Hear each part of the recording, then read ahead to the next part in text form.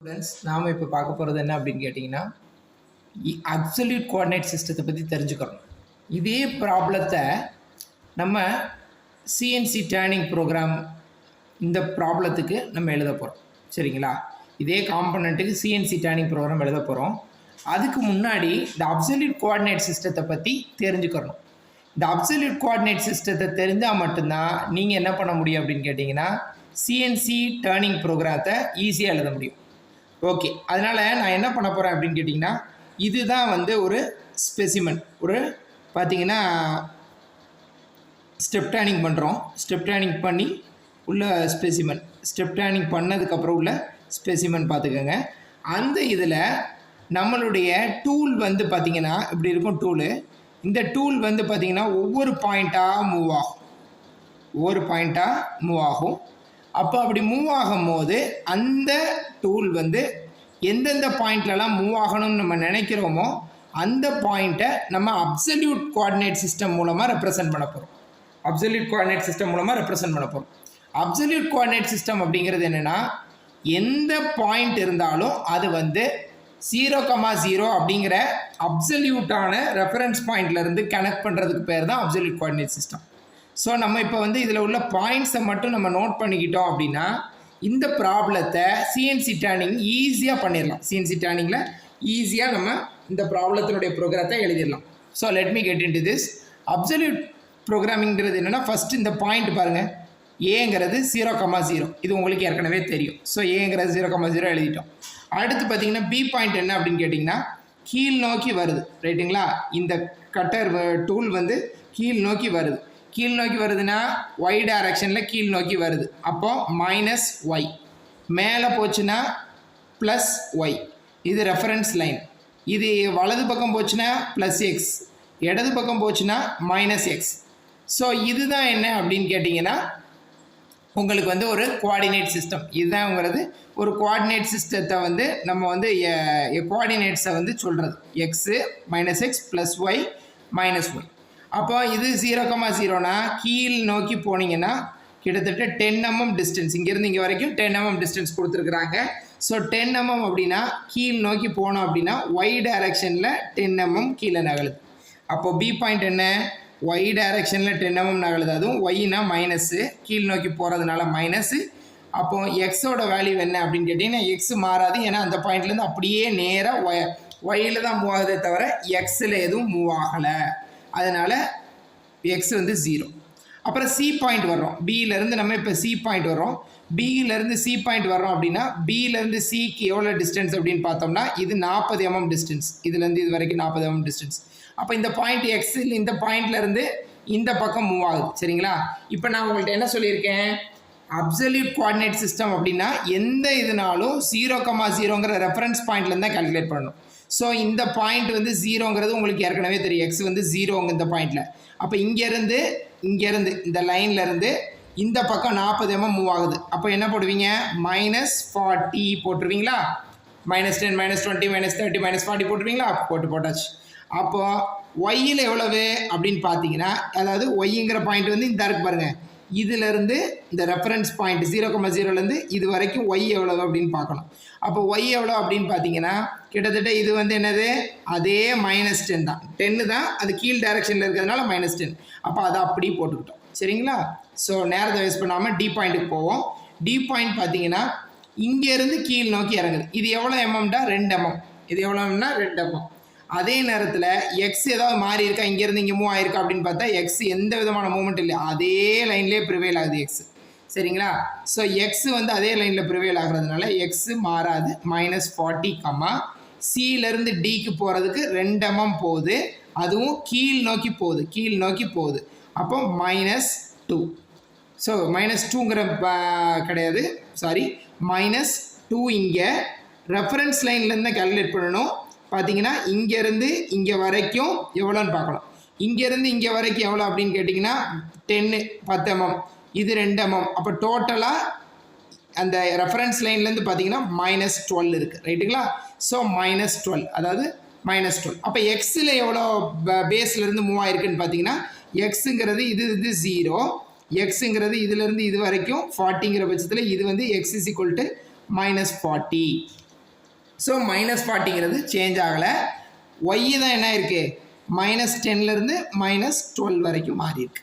ரைட்டுங்களா? So D point நம்ம கண்டுபிடிச்சிட்டோம். அப்புறம் இ பாயிண்ட் கண்டுபிடிக்க போகிறோம். ஈங்கிற பாயிண்ட் கேல்குலேட் பண்ணுறது ஒன்றுமே கிடையாது. இந்த பாயிண்ட்லேருந்து இந்த பாயிண்ட்டுக்கு மூவ் ஆகும். இந்த பாயிண்ட்லேருந்து இந்த பாயிண்ட்டுக்கு மூவ் ஆகுது. அப்போ இந்த பாயிண்ட்லேருந்து இந்த பாயிண்ட்டுக்கு மூவ் ஆகுதுன்னா அப்போ நீங்கள் எப்படி கேல்குலேட் பண்ணுவீங்க? எக்ஸில் எவ்வளோ மூவ் ஆயிருக்கு அப்படின்னு கேல்குலேட் பண்ணால் என்ன பண்ணுவீங்க? நான் உங்கள்கிட்ட ஏற்கனவே சொல்லியிருக்கேன், எக்ஸோட ரெஃபரன்ஸ் லைன் இது, ஒய்யோட ரெஃபரன்ஸ் லைன் இது. அப்போ எக்ஸோட ரெஃபரன்ஸ் லைன்லேருந்து இந்த பாயிண்ட் எவ்வளோ டிஸ்டன்ஸில் இருக்குதுன்னு பார்க்கணும். இந்த பாயிண்ட் எவ்வளோ டிஸ்டன்ஸில் இருக்குது அப்படின்னு கேட்டிங்கன்னா 60 mmன்னு கொடுத்துருப்பாங்க ப்ராப்ளத்தில். ஸோ 60 mm கொடுத்துருக்கிறதுனால நம்ம இதில் 60 mm வரைக்கும் டிஸ்டன்ஸ் இங்கேருந்து ரெஃபரன்ஸ் பாயிண்ட்லேருந்து இந்த பாயிண்ட்லேருந்து கேல்குலேட் பண்ணக்கூடாது. இந்த பாயிண்ட் பேஸ் பாயிண்ட்லேருந்து எக்ஸ்லேருந்து எக்ஸ் = 0லேருந்து இந்த பாயிண்ட் வரைக்கும் எக்ஸோட டிஸ்டன்ஸ் வந்து 60 mm. அதுவும் இடது பக்கம் இருக்கிறதுனால -60 mm கமா அதுக்கப்புறம் பேஸ் பாயிண்ட் ஒய் ஆக்சிஸில் எவ்வளோ டிஸ்டன்ஸ் கீழ் நோக்கி பயணிச்சிருக்குன்னு பார்க்குறோம். ஸோ நம்ம இதை என்னுடைய லென்த் எவ்வளோன்னு ஏற்கனவே பார்த்தீங்கன்னா இது வந்து 10, அதுக்கப்புறம் இதில் 2, அதுக்கப்புறம் இந்த பாயிண்ட் தானே தானே இப்போ கால்குலேட் பண்ணுறோம். அப்போது அதே ஹைட்டு தான் இருக்குது. இது 10, இது 2. அப்போது கிட்டத்தட்ட பார்த்தீங்கன்னா -12 அவ்வளோதான், முடிஞ்சு போச்சு இந்த பாயிண்ட். அப்புறம் எஃப் பார்த்தீங்க அப்படின்னா எஃப் பாருங்கள், எஃப்ங்கிற பாயிண்ட் பாருங்கள். எஃப்ங்கிற பாயிண்ட் பார்த்தீங்கன்னா இங்கேருந்து எக்ஸில் எவ்வளோ டிஸ்டன்ஸு, இங்கேருந்து இங்கே வரைக்கும் ஈயும் எஃப்பும் ஒரே எக்ஸ் டிஸ்டன்ஸ் தான். அப்போ -60 mm. அதனால் -60 நெகட்டிவ் டைரக்ஷனில் இருக்கிறதுனால -60 போட்டோம் காமா. அதுக்கப்புறம் பார்த்தீங்கன்னா இங்கேருந்து இங்கே வரைக்கும் எவ்வளோ டிஸ்டன்ஸ் அப்படின்னு கேல்குலேட் பண்ணோம். ஸோ இங்கேருந்து இங்கே வரைக்கும் 10, 10லேருந்து 2 12, 12லேருந்து இங்கேருந்து இங்கே வரைக்கும் இங்கேருந்து இங்கே வரைக்கும் எவ்வளோ அப்படின்னு கேட்டிங்கன்னா இது 10, இதுலேருந்து 2 12, 12 இங்கேருந்து இங்கே வரைக்கும் இங்கேருந்து இங்கே வரைக்கும் பார்த்தீங்கன்னா 2 mm. இங்கேருந்து இங்கே வரைக்கும் பார்த்தீங்கன்னா 2 mm. சரி, எவ்வளோ பெருசாக வரைஞ்சிருக்கீங்க, நான் சும்மா ஒரு எக்ஸாம்பிளுக்காக வரைஞ்சிருக்கேன். இதுவும் 2 mm தான். ஸோ 10 + 2 + 2 அப்போ 10 + 2 + 2 வந்து 14. அப்போ 14 இது வந்து ரெஃபரன்ஸ் லைன்லேருந்து கீழ் நோக்கி வர்றதுனால டுவர்ட்ஸ் கீழ் நோக்கி வந்தால் என்ன இருக்குது மைனஸ். ஸோ -14. அதுக்கப்புறம் பார்த்தீங்கன்னா டூல் வேறு எங்கே வருது, எஃப்க்கு அப்புறம் ஜிக்கு போகும். அப்போ ஜி = ஜி பார்த்தீங்கன்னா இந்த சென்டர் லைன்லேருந்து இங்கே வரைக்கும் ஜிக்கு எவ்வளோ அப்படின்னு பார்த்தீங்கன்னா மொத்தமாக இவ்வளோ லென்த்து தான். ஸோ இந்த லென்த் எவ்வளோ அப்படின்னு கேட்டிங்கன்னா 100 mm லென்த் இந்த படத்தில் கொடுத்துருப்பாங்க. ஸோ 100 mm லென்த் அப்படிங்கிற பட்சத்தில் இங்கேருந்து இங்கே வரைக்கும் எவ்வளவு -100, எக்ஸில் -100. அப்போ எதை மெஷர் பண்ணாலும் 0,0ங்கிற ரெஃபரன்ஸ் பிளைன்லேருந்து தான் மெஷர் பண்ணணும். எக்ஸ் டைரக்ஷன் எவ்வளோ மூவ் ஆயிருக்குன்னு பார்க்கணும். 0,0ங்கிற ரெஃபரன்ஸ் பிளைன்லேருந்து ஒய் டைரக்ஷன் எவ்வளோ மூவ் ஆயிருக்குன்னு பார்க்கணும். அப்போ ஒய் டைரக்ஷனில் எவ்வளோ மூவ் ஆயிருக்குன்னு பார்ப்போம். இங்கேருந்து இங்கே வரைக்கும் 10, இது 2 12, இது 2 12, ஸோ 14. அப்போ ஸோ -14 அது மாறவே இல்லை. சரிங்களா? ஸோ -100, -14 ஜி போட்டோம். இதுக்கப்புறம் ஹச் போடுறோம். ஹச் பார்த்தீங்கன்னா அதே எக்ஸ்லேருந்து எக்ஸ் இவ்வளோ டிஸ்டன்ஸுங்கிறது மாறவே இல்லை. அப்போ -100 இங்கேருந்து அளந்தீங்கன்னா இது -100 தான். மைனஸுங்கிறது நெகட்டிவ், அப்போ -100 தான். ஸோ இந்த ஹைட் எவ்வளோ அப்படின்னு பார்த்தீங்கன்னா ஹைட்டு பார்த்தீங்கன்னா கிட்டத்தட்ட பார்த்தீங்கன்னா 14 mm இருக்குது. ஸோ இந்த ஹைட் வந்து பார்த்தீங்கன்னா இங்கேருந்து அந்த அந்த ரெஃபரன்ஸ் பாயிண்ட்லேருந்து எவ்வளோ இருக்குது நீங்கள் பார்க்குறது இங்கேருந்து இங்கே வரைக்கும் போயிடக்கூடாது. ரெஃபரன்ஸ் பாயிண்ட்லேருந்து ரெஃபரன்ஸ் லைன்லேருந்து ஒரு பாயிண்ட் இருக்குன்னா அதில் கட் பண்ணிங்கன்னா 2 லைன் வரும். இது எக்ஸ் லைன், அதாவது எக்ஸ் இப்படி போக போக போக இதிலேருந்து இப்படி போக போக போக எக்ஸ் எவ்வளோங்கிறது போயிட்டே இருக்கும். இப்படி போயிட்டே இருக்கும். எக்ஸ் எவ்வளோன்னு போயிட்டே இருக்கும். 20, 40, 60ன்னு போயிட்டே இருக்கும். அதுமாதிரி ஒய்ங்கிறது இப்படி போயிட்டே இருக்கும். 1 2 3 ஒய் வந்து 12 10 12 14 இப்படி போயிட்டுருக்கும் ஒய். சரிங்களா? அப்போ ரெஃபரன்ஸ் லைனுங்கிறது இதுதான் லைன், இந்த லைன் தான். சரிங்களா? ரெஃபரன்ஸ் லைனுங்கிறது இந்த லைன் தான். ஸோ இந்த ரெஃபரன்ஸ் லைன்லேருந்து இங்கேருந்து இங்கே வரைக்கும், அதாவது ரெஃபரன்ஸ் லைன்லேருந்து இங்கே வரைக்கும் எவ்வளோ பாயிண்ட் இருக்குன்னு பார்க்கணும். ஸோ ரெஃபரன்ஸ் லைன்லேருந்து இங்கே வந்து பார்த்தீங்கன்னா -14 mm டிஸ்டன்ஸில் இருக்குது.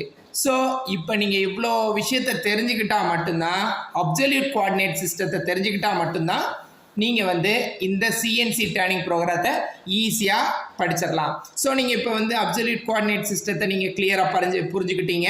ஸோ இந்த இதை வச்சுக்கிட்டு நீங்கள் சிஎன்சி ப்ரோக்ராமத்தை ஈஸியாக சால்வ் பண்ணிடலாம். இப்போ நான் அந்த சிஎன்சி ப்ரோக்ராமுக்குள்ளே போகிறேன். இதுதான் நமக்கு கொடுக்கப்பட்ட ஸ்பெசிமென். இதனுடைய டயமீட்டர் பார்த்தீங்கன்னா 28 mm, 24 mm, 20 mm. இதனுடைய டிஸ்டன்ஸ் வந்து பார்த்தீங்கன்னா 40, இதனுடைய டிஸ்டன்ஸ் 60, இதனுடைய டிஸ்டன்ஸ் 100. நான் ஏற்கனவே உங்களுக்கு இந்த கொடுத்துருந்தேன். அதில் ஒரு பார்ட்டு, அதாவது கீழே உள்ள பார்ட்டை மட்டும் இல்லை வட்டையும் வச்சு இந்த பாயிண்ட்லேருந்து உங்களுக்கு டூல் வந்து இங்கேருந்து இப்படி மூவ் ஆகி, அதுக்கப்புறம் இப்படி மூவ் ஆகி, அப்புறம் இப்படி மூவ் ஆகி, இப்படி மூவ் ஆகி, இப்படி மூவ் ஆகி, இப்படி மூவ் ஆகி, இப்படி ஃபைனலாக போயிட்டு இந்த பாயிண்டில் வந்துட்டு அப்புறம் இமீடியட்டாக இந்த இடத்துக்கு இது வரும். சரி, இதுதான் நம்ம டூல் மூமெண்ட்டு. ஸோ இந்த டூல் மூமெண்ட்டை வச்சு ப்ரோக்ராம் எழுதுகிறோம். ஸோ எப்படி ப்ரோக்ராம் எழுதுகிறோன்றதை பாருங்கள். வேறு எதையுமே நீங்கள் ஒரி பண்ண தேவையில்லை. ஜஸ்ட் எப்படி எழுதணுங்கிறத மட்டும் நான் சொல்லித்தரேன். ஈஸியாக எழுதிடலாம். ஸோ இந்த கோஆர்டினேட் சிஸ்டம் உங்களுக்கு இப்போ ஓரளவுக்கு நல்லா புரிஞ்சிருச்சு இல்லையா? இந்த பாயிண்ட் இருந்தாலே நீங்கள் ப்ரோக்ராத்தை ஈஸியாக போட்டுடலாம். ஸோ நான் வந்து என்ன பண்ண போகிறேன் அப்படின்னு கேட்டிங்கன்னா, இந்த ப்ரோக்ராம் எழுதுறதுக்கு உண்டான வழியை நான் இப்போ உங்களுக்கு சொல்லித்தர போகிறேன்.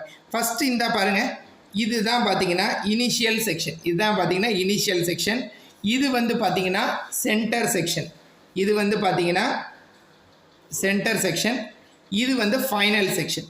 ரைட்டுங்களா? இந்த ஃபைனல் செக்ஷனும் இந்த இனிஷியல் செக்ஷனும் மோஸ்ட் ஆஃப் த ப்ராப்ளம்ஸில், மோஸ்ட் ஆஃப் த ப்ரோக்ராமில் ஒன்று போல் இருக்கும். ரைட்டுங்களா? ஸோ மீதி உள்ளது இந்த சென்டர் மட்டும்தான் கோஆர்டினேட்ஸ் மாற மாற இது மாறும். கோஆர்டினேட்ஸ் மாற மாற இது மாறும். அதாவது இந்த நான் சொன்னேன் தெரியுமா, இந்த பாயிண்ட் எப்படி மாறிக்கிட்டே இருக்கா ஒவ்வொரு ப்ராப்ளத்துக்கும். அப்போ பாயிண்ட் ஒவ்வொரு ப்ராப்ளத்துக்கும் மாறுங்கிற பட்சத்தில் இந்த பாயிண்ட்ஸ் மாறும் போது இந்த ப்ரோக்ராமும் மாறதான் செய்யும். இந்த centre body of the program is also going to change. So இப்போ நம்ம வந்து இது என்னங்கிறத ஒன் பை ஒன்னாக பார்த்துருவோம்.